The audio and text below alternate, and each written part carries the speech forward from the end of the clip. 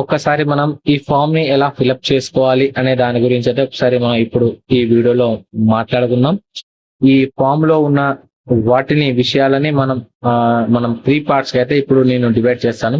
First part వచ్చేసి ఈ box అన్నమాట. ఈ బాక్స్ ని ఫస్ట్ పార్ట్ గా అయితే డివైడ్ చేసుకుంటాను. అలాగే ఈ బాక్స్ ని సెకండ్ పార్ట్ గా అయితే నేను డివైడ్ చేసుకుంటున్నాను. సెకండ్ పార్ట్ గా ఈ బాక్స్ ని, అండ్ థర్డ్ పార్ట్ గా అయితే నేను ఈ బాక్స్ ని అయితే నేను డివైడ్ చేసుకుంటున్నాను. ఇది ఫామ్ అన్నమాట. ఫస్ట్ ఫామ్ లో మనం ఒకసారి దీని వివరాలు కనుక మనం చూసుకుంటే ఇక్కడ పైన మీకైతే కనిపిస్తుంది. ఇక్కడ గత ఎస్ఐఆర్ యొక్క ఓటర్ జాబితాలో ఓటర్ వివరాలు అనేది ఇక్కడ మీకు కనిపిస్తుంది. ఇది ఏంటంటే ఒకవేళ 2002 నాటికి లేదా అంతకంటే ముందు మీకు గనక ఓటు హక్కు అనేది ఉండుంటే ఇక్కడ మీరు ఆ డీటెయిల్స్ అనేది ఇక్కడ మీరు ఫిల్ చేయాల్సి ఉంటుంది. ఎగ్జాంపుల్ 2002 నాటికి నా ఓటు హక్కు అనేది ఉంది అనుకుందాం కాసేపు. అండ్ ఇక్కడైతే ఫస్ట్ నా పేరు అయితే రాయాలి. ఇక్కడ నా పేరు రాసేసాను. అండ్ ఇక్కడ మనకి ఒకవేళ మీకు అప్పటిలో మీ ఎపిక్ నెంబర్, ఇక్కడైతే మీ ఓటర్ ఐడి నెంబర్ అనేది ఇక్కడైతే మీరు ఫిల్ చేయాలి. అండ్ నెక్స్ట్ ఇక్కడ చూసుకుంటే బంధువు పేరు, మీ ఓటర్ ఐడిలో అంటే అప్పటి ఓటర్ ఐడి 2002 నాటికి ఆ ఓటర్ ఐడిలో మీ బంధువు పేరు ఏమైతే ఉంది. ఎగ్జాంపుల్ అప్పట్లో అంటే మెయిల్స్ కి వచ్చేసి కన్ఫర్మ్ గా వాళ్ళ ఫాదర్ నేమ్ అయితే ఉండుంటుంది. కాబట్టి ఇక్కడ వాళ్ళ పేరు రాసుకోవాలి ఈ బాక్స్ లో. నెక్స్ట్ బంధుత్వం అంటే ఈ పేరు గల వ్యక్తి మీకు ఏమవుతారు ఫాదర్ అనేది ఇక్కడ రాసుకోవాలి కింద. నెక్స్ట్ జిల్లా వచ్చేసి అప్పట్లో 2002 నాటికి మనకి మీది ఏ జిల్లా అనేది ఇక్కడైతే మీకు మెన్షన్ చేయాల్సి ఉంటుంది. అండ్ ఇక్కడ రాష్ట్రం ఇప్పుడు మాది తెలంగాణ, ప్రస్తుతం మాదైతే తెలంగాణ. అప్పట్లో అయితే ఆంధ్రప్రదేశ్ అయితే ఉంటుంది. కాబట్టి ఇక్కడైతే ఆంధ్ర అని ఇచ్చుకోవాలి. స్టేట్ అండ్ ఇక్కడ నియోజకవర్గం పేరు ఇక్కడ మీరైతే ఇచ్చుకోవాలి. ఒక్కసారి కనుక మీకు పాత ఓటర్ ఐడి కనుక ఉండుంటే దాన్ని వెనక వైపు చూస్తే మీకు అక్కడ అసెంబ్లీ నేమ్ అని అయితే కనిపిస్తుంది. ఇక్కడైతే మీరు మీ అసెంబ్లీ నేమ్ అయితే ఇక్కడ మీరు రాయాల్సి ఉంటుంది. అండ్ ఇక్కడ మీ అసెంబ్లీ నెంబర్ మీరు అక్కడ సెర్చ్ చేస్తే మీకైతే దొరుకుతుంది. ఒకసారి మీరు అక్కడ సెర్చ్ చేస్తే మీకైతే ఇది దొరుకుతుంది. అండ్ ఈ శాసనసభ నియోజకవర్గ సంఖ్య ప్లస్ భాగ్యం సంఖ్య అండ్ క్రమ సంఖ్య వీటి గురించి సంబంధించిన వీడియో అయితే నేను ఆల్రెడీ మన యూట్యూబ్ ఛానల్లో అనేది పోస్ట్ చేశాను. డిస్క్రిప్షన్ లో అయితే ఆ వీడియో లింక్ అనేది మీకు ప్రొవైడ్ చేస్తాను.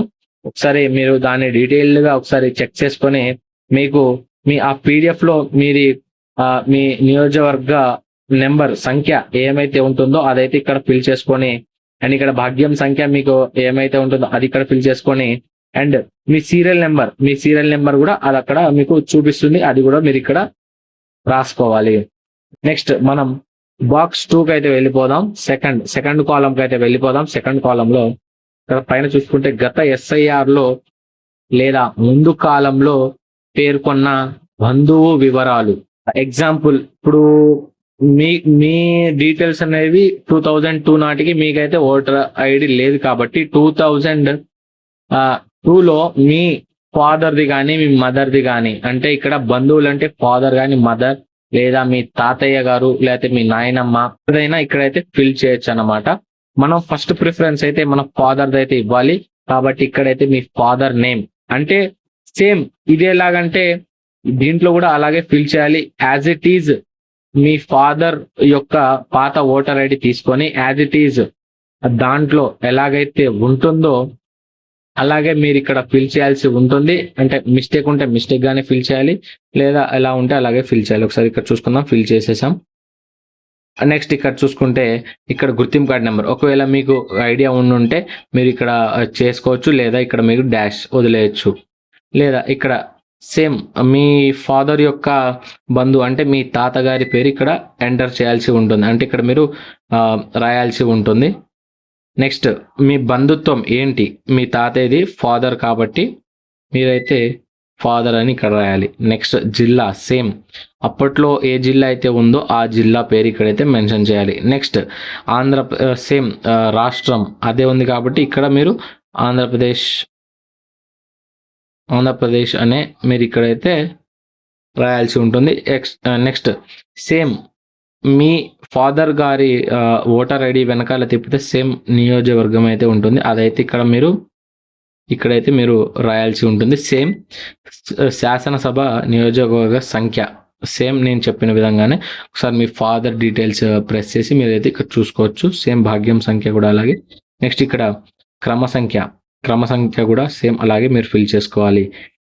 ఇదైతే సెకండ్ కాలం డీటెయిల్స్ అనమాట. ఫస్ట్ ప్రిఫరెన్స్ మనం ఫాదర్కి ఇచ్చాం కాబట్టి ఫాదర్ డీటెయిల్స్, ఒకవేళ ఫాదర్ ఉండుంటే కనుక లీవ్ ఇట్, లేదా పక్కన ఇక్కడ లేట్ అని అయితే రాయాల్సి ఉంటుంది. నెక్స్ట్ థర్డ్ కాలం చూసుకుంటే పుట్టిన తేదీ, మనకి ఇక్కడ స్పేస్ ఉంది కదా అని ఇక్కడైతే రాయకూడదండి. ఇక్కడ పక్కనే మనకి ఇక్కడ 8 బాక్సులు అయితే ఇచ్చారు, అంటే ఈ ఫామ్ ఎవరికి సంబంధించిందో వాళ్ళ డీటెయిల్స్ అనమాట ఈ థర్డ్ కాలంలో. ఎగ్జాంపుల్ మనం చూసుకుంటే నాదే అనుకుందాం ఈ ఫామ్. దీంట్లో నా డేట్ ఆఫ్ బర్త్ వచ్చేసి 01 అండ్ ఇక్కడ 2000 నా ఆధార్ కార్డులో అయితే ఇలాగైతే ఉంది, ఇలాగైతే ఫిల్ చేసుకోవాలి. నెక్స్ట్ ఇక్కడ చూసుకుంటే మీ ఆధార్ నెంబర్ అనేది ఇక్కడ ఇవ్వాల్సి ఉంటుంది. అలా సేమ్ ఇక్కడ స్పేస్ ఉంది కదా అని ఇక్కడ అయితే రాయకూడదు, ఈ లైన్కి ఇట్ సైడే రాయాలి. ఒకసారి ఇక్కడ చూసుకుంటే ఆధార్ నెంబర్, నెక్స్ట్ ఇక్కడైతే మీ మొబైల్ నెంబర్ అయితే కంపల్సరీగా ఇవ్వాల్సి ఉంటుంది. మొబైల్ నెంబర్ అయితే కంపల్సరీగా ఇవ్వాల్సి ఉంటుంది. అండ్ నెక్స్ట్ కింద చూసుకుంటే తండ్రి పేరు, ఈ ఫామ్ ఎవరికైతే సంబంధించినదో వారి తండ్రి పేరు రాసి, ఒకవేళ వాళ్ళు ఉండుంటే ఓకే, లేకపోతే పక్కన లేట్ అని అయితే రాయాలి. అండ్ నెక్స్ట్ ఇక్కడ వాళ్ళ ఓటర్ ఐడి నెంబర్, ఒకవేళ మీకు అందుబాటులో ఉంటే ఓటర్ ఐడి నెంబర్ రాయాలి, లేకపోతే ఇక్కడ బ్లాంక్ వదిలేయాలి. నెక్స్ట్ ఇక్కడ చూసుకుంటే కిందది తల్లి పేరు ఇక్కడ రాసుకోవాలి. ఒకవేళ ఉంటే బ్లాంక్ వదిలేయండి, లేకపోతే లేట్ అని అయితే పక్కన రాసుకోండి. నెక్స్ట్ ఇక్కడ మీ తల్లి యొక్క ఓటర్ ఐడి అందుబాటులో ఉంటే ఇక్కడ రాసుకోండి, లేకపోతే బ్లాంక్గా వదిలేయండి. నెక్స్ట్ ఇక్కడ జీవిత భాగస్వామి పేరు, ఒకవేళ మీకు పెళ్ళయి ఉంటే ఇక్కడ మీ పెళ్ళయి ఉంటే మీ భార్య డీటెయిల్స్ అనేది ఇక్కడ మీరు ఫిల్ చేయాలి. అండ్ లేకపోతే ఇక్కడ బ్లాంక్ అయితే వదిలేయాలి.